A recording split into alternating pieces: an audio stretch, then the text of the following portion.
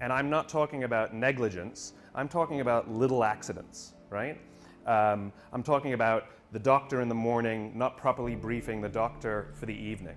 You know, I'm talking about things that we can't sue anybody. There's nothing that we can see that's wrong. But there's 250,000 preventable deaths every year. That's about 20 747s going down every single week. That's what's the equivalent to. And the confusing thing is that we have the best doctors in the world. We have the most advanced technology in the world. Some of the medical equipment we have is the best in the world. The medicines we have are the best in the world. So you start asking yourselves, why are these things happening? And the reason is not because of any of those things. The reasons are actually something vastly more simple. It's something very, very human. 5% of hospital administrators are doctors. Most of them are number crunchers. Hospitals are run like businesses. Hospitals are run by the numbers. And the problem isn't the people who are giving the care. They're very highly trained. The problem is the way those people are cared for. Because what we've done is we've created cultures in hospitals where the people who are doing the caring aren't cared for. And so all of these little preventable deaths are happening because they don't feel like they're a part of anything. They're just doing their jobs and they don't get along that well. And there's not a lot of camaraderie. And the impact is death, right? Now I use this example because it's exaggerated because the impact is so powerful. But the problem is the same in our own companies, right? Which is we come to work and we're told, you must care for your clients, you must care for your customers, you must make them the focus of all you do, and yet why aren't the people who are managing us from the top caring about us? So yes, in a hospital the impact is worse, but the impact that we're having on the outside world is just as bad. In other words, we're not working at our best. We don't care for the things we're doing. We're not helping each other is the most important part.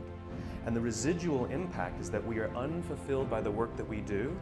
And when we're unfulfilled by the work that we do, we focus on the details. And when we focus on the details, we retract from each other. When we retract from each other, we feel lonely.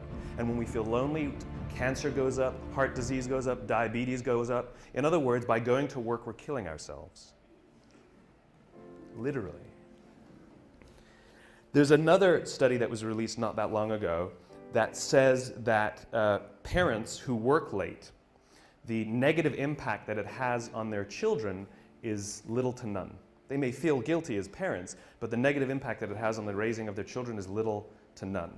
However, parents who come home from jobs they hate or don't love, their kids are more likely to be bullies at school. And now you think about the bullying epidemic we have in America, right? Where there's this disturbing number of young children who are killing themselves, suicides, because of bullies. The problem is not the schools, and the problem isn't even the parenting. The problem is the jobs the parents have. This is the importance and this is the power of the work that we do and the places we go to work, right? Most of us, I mean, like if you listen to the unemployment statistics, they say, you know, we're all-time high, record high, 9 to 10% unemployment, right? And people go, oh my God, that's terrible. And I hear that number and I go, well, that means 91% still have a job, right? Now granted, we want to get that employment number up, but that means 91% are still going to work. The question is how many of them are coming home fulfilled by the work that they do and how many of them are waking up inspired to go back to work the next day. If we don't love our works, we don't look out for each other. And if we don't look out for each other, we feel lonely. If we don't feel lonely, all these negative things happen. So what example can I share with a creative audience about how to change this? The United States Marine Corps. I had the great honor last week of spending a week with the Marines. I spent a couple days at Camp Lejeune, and then I went for a few days to Paris Island to watch them go through boot camp. And this is it's a remarkable, remarkable human experiment that they're doing. And even though they know what works, they don't know why it works, but they don't need to know why because they know that it works, right? But what's happening is they're taking a group of strangers, people who don't know each other, who are showing up and within a very, very short period of time, learn to trust each other so much that they would give their lives for each other, right? And we know, everyone, sort of anyone who's ever worn a uniform knows that no one runs into battle for God and country. It doesn't happen. It's for the guy to the left of me and the guy to the right of me. That's the reason they do what they do. right? And these sort of remarkable stories of heroism where people rush into very, very dangerous situations to save others. And they always ask the question, why did you do it? Why would you risk your life? Why would you put yourself at risk for them? And the answer is always the same, because they would do it for me. In other words, what gives them the confidence to put themselves at great risk is the knowledge that someone would do the same for them. We would put ourselves at great risk for our companies if we knew that our companies would put themselves at great risk for us. But they don't. So we don't. Now, one of the things that's remarkable about the Marines, and if you go read, and this is the most, I asked these young, and they're 21, 22 years old, some of these lance corporals, the grunts, the guys, the infantry. I mean, this is the lowest of the low, the ones we actually send into battle, the front lines. And I asked them, are you misunderstood in America? And they said, yes, unanimously, they all nodded. I said, what do people think of you? And one stood up and says, they think we're baby killers. I said, how does it feel? He says, it hurts. And when I say, well, tell me a story then that captures to you what it means to be a Marine, the feeling you have of being a Marine, tell me a story that captures it. And I expected to hear stories of, I took a hit and somebody saved me, or I ran into a firefight and pulled somebody. I expected these stories of heroism. Not a single story like that came out. Now, I'm sure those stories exist, but those aren't the stories they told me that capture what it means to be a Marine. One of the stories they told me was a young boy in Afghanistan who would come around every morning and sell kebabs to the Marines. And then one day he showed up and he was all beaten up.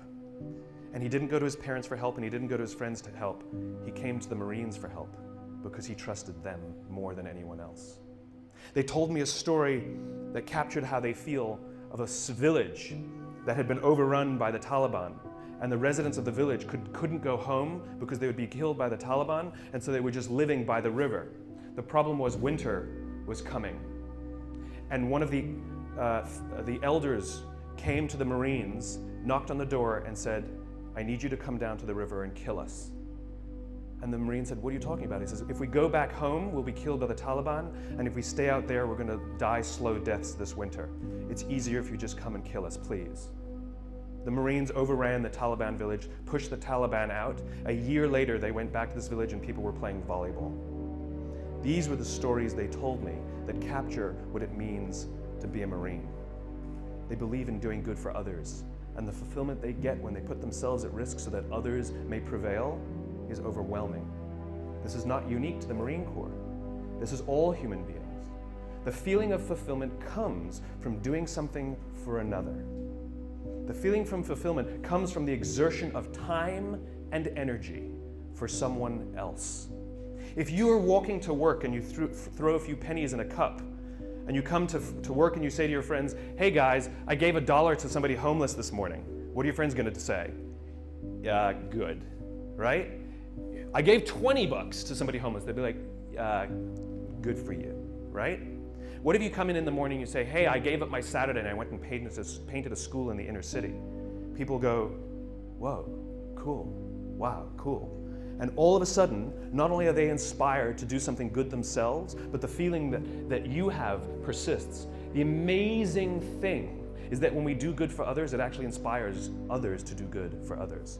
This is provided for us primatologically, anthropologically. It's all part of the survival of the species. Sex feels good so that we'll do it, so we can procreate and perpetuate the species. But we're social animals, and so we have to provide for the fact that we'll maintain strong bonds and build cultures, right? Because that's what humans do. We're cultural animals. And so when we do good for others and we look out for those in our tribe, we look out for those in our group, it actually feels good.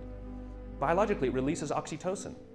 This chemical that's released when you do good for others is released, and it makes you feel good. And the amazing thing is the more oxytocin you have in your body, the more you want to do good for others. The problem is we've replaced this feeling, the exertion of time and energy, with digital communications. We've replaced it with headphones. We've replaced it with money, right? Think about the invention of money, right? It used to be, money, it used to be like you go to someone's house, you cook them dinner, and the deal was they'll do the dishes.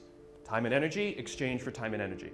And someone said, I'll give you an IOU, right? Someone says, I don't feel like doing the dishes, so I'm going to give you an IOU that I promise to do them another day, right? And that's what money is. It is the promise for future goods or services. The promise of future goods and services. In other words, we've replaced our own time and energy with promises for someone else to do it another day, right? In other words, there's no exertion of time and energy. And so the feeling people get is that I did something for you and you did nothing for me. You replaced it with a piece of paper, with an IOU, with a promise for future goods and services. The way we find fulfillment is by doing good for others. So how do the Marines do it? How do you get people to do good for others? We all know this. Intellectually, we know that it's good to do good for others, but why don't we do it then?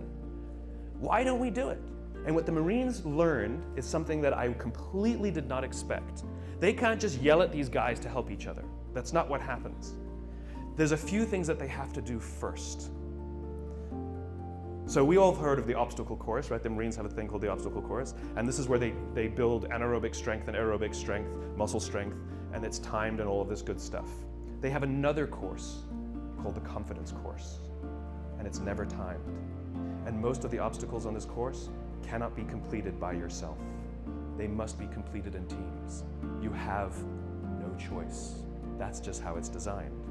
And what they say is the first 2 weeks of boot camp, everybody's there to outdo each other and prove that they're strong. Just kind of like when we start in a job, we want to show how great we are, we'll work a little harder, we'll do good work, look how good my design is, right?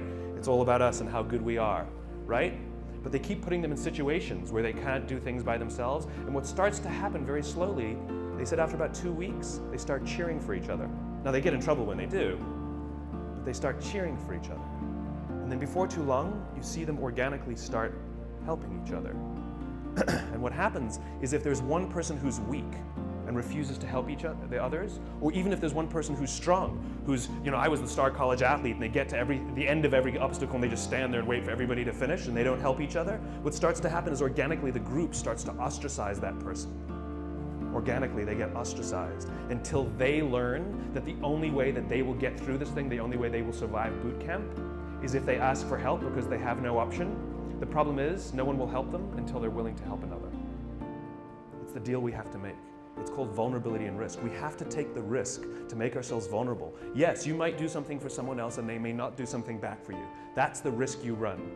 That's the risk you run. It's not about giving everything to them and sort of huge, big, overwhelming risks. It's about little things and little things. It's like going on a date, right? It's like if I went on a date with somebody, I came home and I said, after one date I said, I'm marrying her. People are like, what are you, nuts? I'd be like, I'm in love. They're like, but this is crazy. I'm like, I know, I'm in love, She feels the same way. We both know it's nuts, right? Now you know that you're gonna be like, go on a couple more dates, right? We know instinctively that the strong bond that needs to be created first takes more than a week, right? We know that, right? But if I've been dating somebody for 7 years and we haven't, married, you'd be like, dude, what is wrong, right? In other words, we know that it takes more than 7 days and we know that it takes less than 7 years. The problem is, we don't know how long it takes. It's somewhere in the middle. All human bonds are the same. Like when you show up at work, when you show up for the first time, when you're new, don't expect that people will look out for you and they won't expect you to look out for them in 7 days. It won't happen. But if you've been working at a job for a few years and you don't have the absolute confidence that if you turn your back you will not get stabbed, you can rely on somebody, you can give them something, nothing will go wrong, you will share the credit, no one will throw you under the bus. If you don't have that in a few years, something's wrong. Something's wrong. I don't know how long it takes, but I know that's more than a week and I know it's less than 7 years. And the Marines fundamentally understand that before anyone is willing to put themselves out for another, they have to have self-confidence. Real self-confidence. You have to be confident in yourself and your own ability before you're willing to help another. If you're insecure at all about your own ability, it's sort of a paradox, right? How can I overcome my confidence, my self-confidence? And we all have ego issues at all times, we all do, right? But if I'm not confident in myself, I won't help another. It's a paradox because then we need someone to look out for us before we're willing to help our peers, right? This is what management is supposed to do. The drill instructors, the school, they are there, our parents, they are there for one reason and one reason only, to help us feel strong and good about ourselves. But look at the way we talk to each other. Look, a budget's been cut. And so what do you get told? I need you guys to do more with less. right? That's what we're told. Hey guys, I need you guys to do more with less. That's what we're told by our clients, by our bosses, by our parents. This is what we're told, right? That's like your parents telling you when you're young, I know you're stupid, figure it out, right? You're not as smart as the other kids. What do you want me to do, right? It's the exact same thing. I need you to do more with less, right? What we need to be telling people is, I need you to do more with what you have, right? You have capacity, you have strength, you have talent, you have ability. I need you to do more with what you have. We don't celebrate what we've got. We criticize for what we don't have. This is the responsibility of management, to take us under their wing and help us understand our own value to ourselves. Close your eyes and think back to high school. And think of that one teacher who took you under their wing and cared for you and looked after you and helped you realize that you are capable of more than you thought you were. And you probably are the person you are today in some part because of that person, right? Do you have that name? What's the name? Tell me the name. Tell me the name of the teacher. Okay, give me the name. Okay, I can point to anybody and you can tell me that name. Now tell me the names of all the other teachers you had that day. Can't remember them, can you? This is the power of those who teach us confidence. We will literally carry their names around with us for the rest of our lives. Wouldn't you want to be that person? Wouldn't you want to be the person that 20 years from now, 30 years from now, 40 years from now, I can do this exercise with somebody and they will tell me your name? This is the power of helping others realize their own strengths. This is what management and leadership is supposed to be doing. They're supposed to be caring for us and helping us realize our own value. And by the way, if you have anybody who reports to you or works for you, your responsibility is not to make them meet the deadline. Your responsibility is not to make sure that they do as you say. Your responsibility is to make sure that they understand their own strengths, their own value, and that they are way, way more talented than they think they are. And the only way they will learn that is if you put them in situations in which they can fail.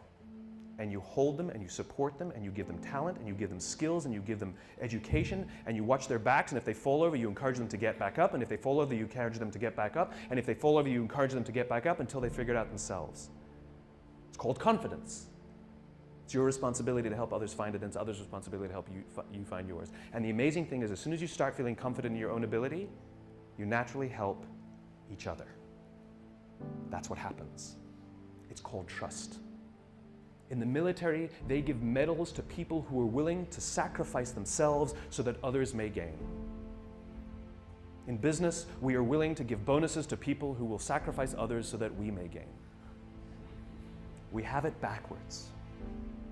And then we complain about how we don't love our jobs, and we complain about how the work is suffering, and we complain about how budgets are being cut, and we complain, and the first thing we do is blame each other and become more selfish and worry about my pay and my benefits and my this, and this is what happens. When we are unfulfilled, we look at the metrics and we say they're not good enough. When we are fulfilled, we don't care about the metrics. This is why when you have a job you love and you get a call that says, I'll offer you tons more money and great benefits, you're like, I'm not interested, I'm not interested, I'm not interested. I'm very happy here, but we'll give you more. That's not the reason I'm here. I'm here because I love it. I'm here because I care for the people I work with, and I'm here because the people I work with care for me. This is the world I imagine. This is the world I imagine. And here's the great thing. If you take little risks, I'm not talking about big things, little things. If you start doing little things for each other, the amazing anthropological response is other people will start doing little things for others too. I was walking down the street 2 days ago, and a guy's backpack was open and a whole bunch of paper fell out as he was walking down the street. And I happened to be behind him, and so my friend and I just we were in mid-conversation, and in mid-conversation, we never even stopped talking. We just bent down, helped him gather his papers, hand them back to him, pointed out that his book bag was, his backpack was unzipped, and he said thanks, and we walked on. It was like no big deal, right? We get to the end of the street, and we stand we're waiting to cross the street. We're still talking, we haven't stopped talking. And the guy in front of us turns to us and says, I saw you help that guy. That was really cool.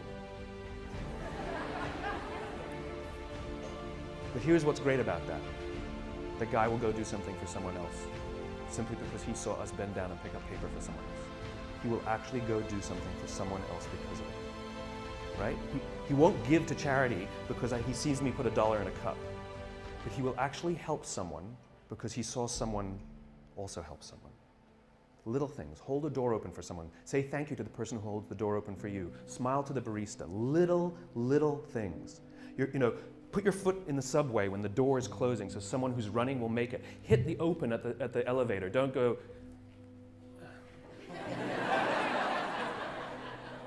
or pretend you didn't see. That's the best one. Oh, I would have if I saw. Sorry, right?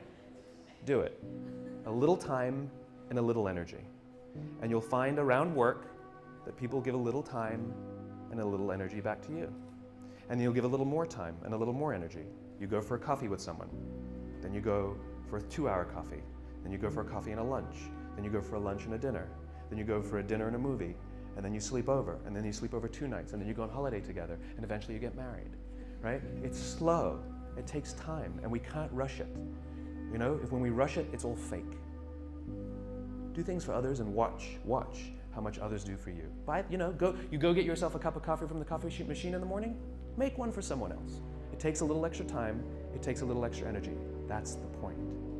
That's the point. And here's the best part. You will feel so good at the end of the day. So good. Thank you very much. Thank you.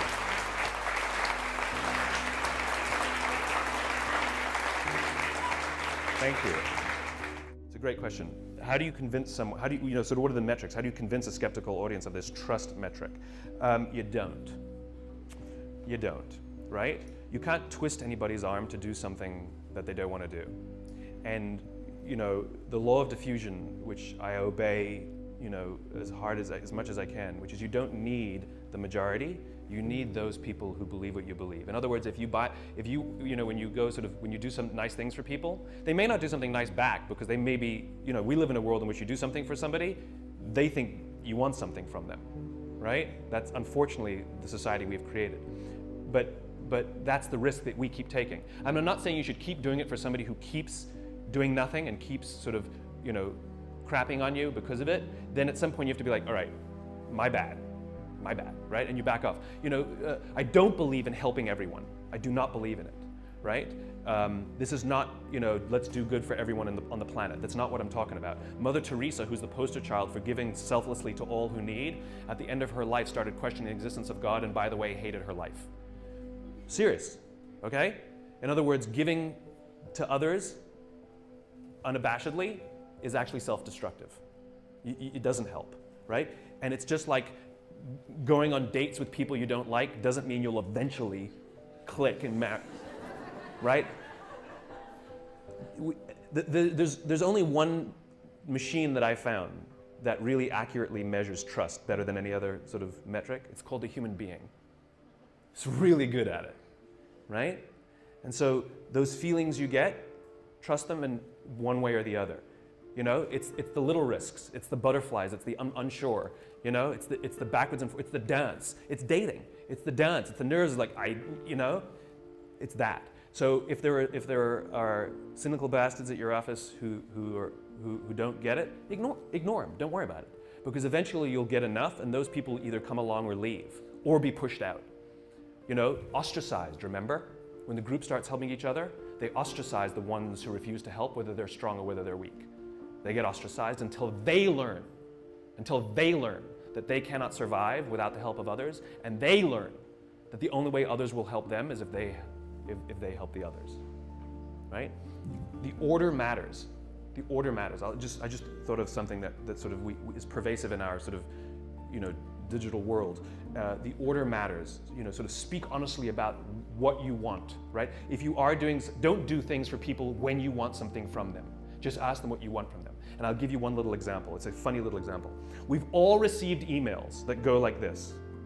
Dear Simon, well, you wouldn't get an email to Dear Simon, but I would. Dear, insert your name, right? Dear Simon, haven't seen you in years. Hope you're well. Congratulations on all you've been doing. It's really amazing. We should get coffee sometime. If you could do me a favor, if you could vote for me on this website, I'm hoping to win, some $1,000 prize for my design, blah, blah, blah. Hope you're well, talk to you soon. Kenny, right? We've all received an email like that. And how do we respond to it? Right? Now, what happens if you get the same email that goes like this? Dear Simon, I'm hoping you could vote for me on this website. I'm trying to win some $1,000 prize for my design. I haven't seen you in years. I hope you're really well. Congratulations on all that you've been doing. We should get a coffee sometime. Thanks, Kenny. Totally different.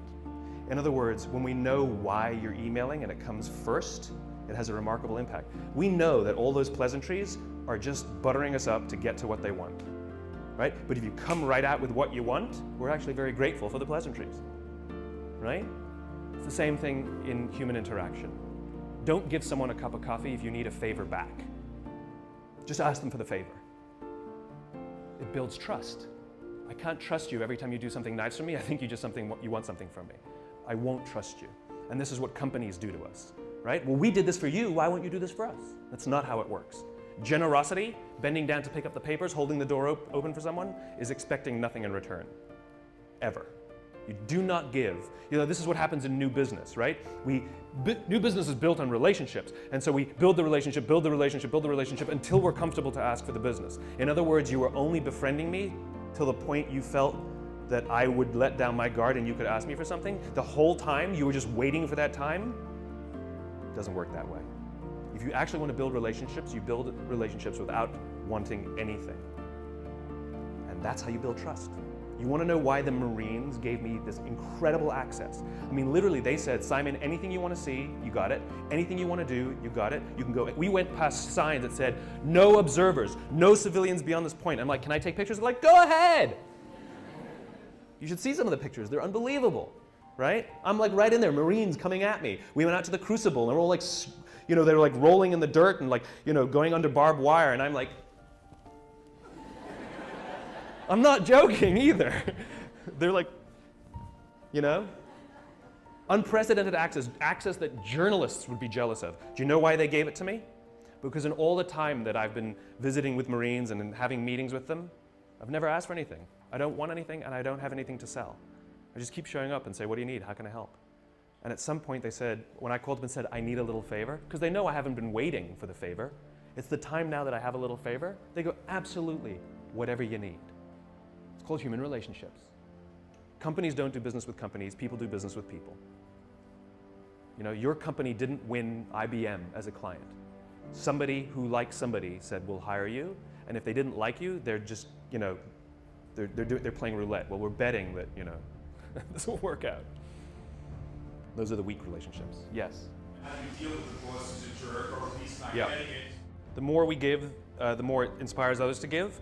But the more selfish we are, the more others become selfish around us. And so those are organizations in which selfish behavior prevails. And so we see the residual effect, which is they make decisions that ultimately screw us. They destroy our economy because of their selfish behavior, right? We know this is what happens. Same in politics, right?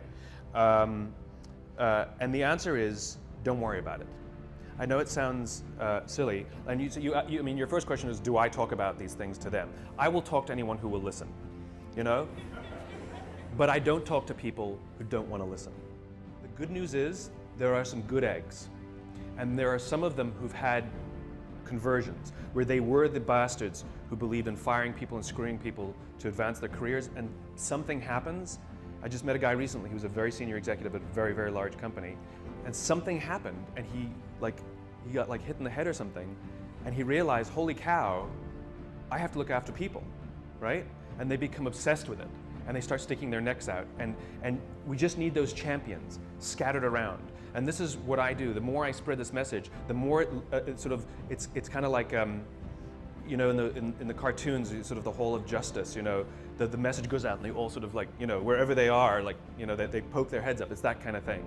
The more we talk about it, the more we put it in our work. Because don't forget, you're going to help someone who goes home feeling good, and their husband or their wife works in the bank. And they're going to talk how much about they love to, and that might inspire that person. You know, it has all of these residual impacts that we don't really know. This is the funny thing about the internet, which is we're so proud of the internet that we can measure everything. No, you can't. You can only measure one layer, right? So for example, you say, Simon, what's the impact you're having? I don't know is the answer, right? I know I know that it'll take more than a week, and I know it'll take 7 years, but I don't know when it's going to happen, and I don't know how it's going to get there, right? All I can do is do it. Right? But I have no clue how or when. And so, for example, I can measure book sales, and I can measure how many hits, and I can measure how many people have watched a TED Talk and all of this, but I can't measure, you know, that TED Talk being shown to a room of 50 people, and one of those 50 people doesn't buy a book, doesn't watch a TED Talk, doesn't do anything, but goes out and does something good for somebody else. I have no way of measuring that.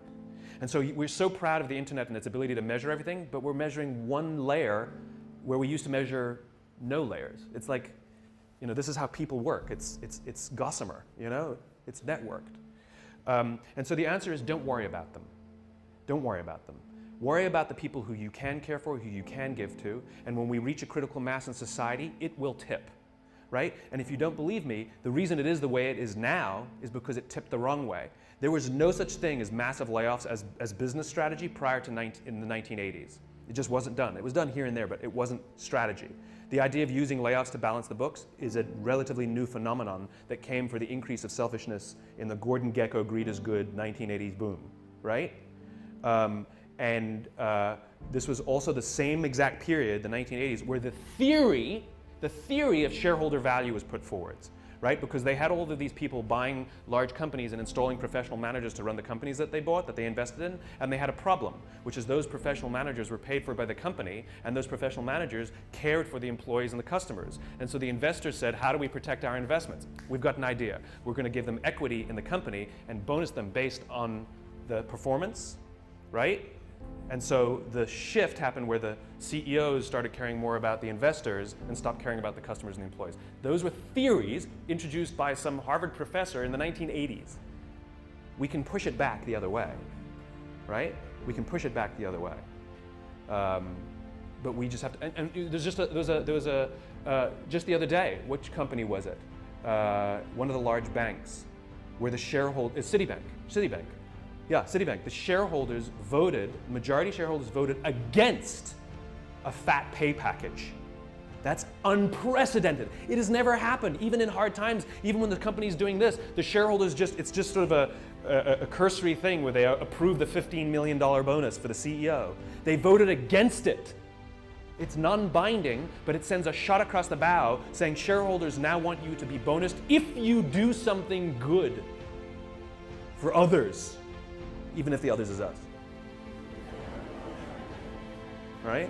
The point is that it's starting to crack, and so let's just stick our finger in the crack, you know, make sure that it keeps cracking. It swung one way, we can swing it back. The question was, can I talk about celebrating accomplishment while still asking for more, right? They did a study on kids who are really, really smart, like in all the gifted classes. Why is it when you're smart, you're gifted, and when you're stupid, you're special? Why is that? I was told my whole life I was special. It's not me. Never gifted. They took the gifted kids who were constantly told, you're so good. Oh, thanks for that. I knew you'd do well. Oh, you're our best employee. You know, you're our best student. You're awesome, right? And what happens is later in life, they actually suffer because they're very afraid of taking risk, because they're very afraid of losing their position on the mantle, okay? Kids who are sort of more average, who constantly are rewarded not for their accomplishment, but for their effort. Great effort. Really proud of the improvement you made. What they find is they do very well in life because there's no shelf, there's always more. There's more effort, right? And so you want to reward and acknowledge effort. Even if they don't hit the goal, it's the delta. But at the same time, if it goes backwards, you'd be like, dude, what's going on? It's like we shouldn't be giving ribbons for everyone who competes, right? Because what we're teaching people is, if you do nothing, you get a medal, right? And the funny thing is we're creating a generation that's feeling very hollow. and feeling, this sense of entitlement that people complain about Gen Y. The entitlement is, I don't feel like I've accomplished anything.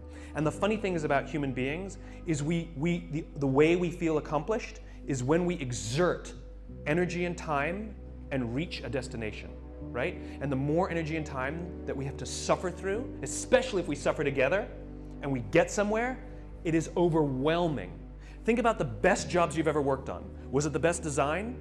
Was it the best results that the company had because of your project? Or was it an absolute hell project that you worked together and you came out at the other end and that you got it done at the deadline and you're like, that was amazing. It was the hell projects. It was the things that we had to go out of our ways more, do things for each other, right? Things we weren't thinking of doing. I was wrapping packages. I was doing stuff that designers aren't supposed to do. This is what produces that, right? And so the thing is about measurement and destination reward. Imagine we're standing in a big empty room, right? And we're standing in one corner and I give you a simple instruction. I want you to go to that corner in a straight line, right? Off you go, no big deal, right? Without telling you, I slip a chair in front of you. What do? You go around the chair. Now you just disobeyed what I told you to do. I told you to go to that corner straight line. But this is the amazing things about human beings, which is when we're given a clear destination, we use our own creativity and our own sense of innovation and our own problem-solving abilities to overcome obstacles to get to the destination. In other words, the destination is more important than the route, right? We're flexible about the route. We're obsessed with the destination. Reset. We're standing in the corner together and I give you a simple instruction. Go somewhere in this room in a straight line. And you say to me, well, where do you want me to go? I'm like, I don't know. You're smart, figure it out. Go in a straight line. And so you pick a point and you start walking, and without telling you, I put a chair in front of you, and what do? You come to a grinding halt. And I say, what did you stop for? You go, well, you put a chair in front of me. Or you'll make a sudden turn and go in another direction, right? And this is the problem. It's the same obstacle. The difference is when you have a clear destination, the obstacles become easy to overcome. When you don't have a clear destination, you keep coming to a grinding halt. And what we do in our companies is we're counting the steps we're taking along the route, but we're never looking at the destination, right? So a company says, made $1 million this year, we were only planning on making 800,000. Like we took 10 steps, we're only planning on taking 8. Where are you going? No clue, right? We count the steps. And so the point is that people want to feel that the effort that they're exerting actually are moving somewhere. And so successful measurement, successful recognition is not just for the steps you take. It's not just for the effort. It's that the effort you exerted moved us closer to where we're trying to get to. And that get to should be some crazy ideal. My ideal is to live in a world in which the vast majority of people wake up every single morning, inspired to go to work and fulfilled by the work that they do. And the couple of measurements that I use are if the book is selling, and by the way, people ask me, how many have you sold? I have no clue. I've never asked the publisher because I don't care. I really don't care how many I've sold. What I care about is the Amazon rankings and that those are going steady or up and not plummeting, because that means other people, right? Because I don't have a publicist, I don't have a marketing strategy on purpose. I didn't hire one of those companies to sell the book for me. And the reason is because I'm not interested in book sales. I'm interested in the spreading of an idea. And so I just use that as a metric to help me understand, am I sort of marching because the more I preach, is it resonating? And so you have a couple of these imperfect measurements that help you understand, are you going along the way? So it's not just great effort, look what you achieved, because that's what we're doing now, right? Our goal is to increase top-line revenues by $50 million. For what reason, right? Which is, we have to know the destination, and then we say, amazing, you took us that much closer. And if we go to the right, it's because we were overcoming an obstacle. If we hadn't gone to the right, we would have been stuck forever. Thank you. It's not always straight lines. It's not always straight lines, but it's in one direction. She's pulling the cane out. Thank you very, very much.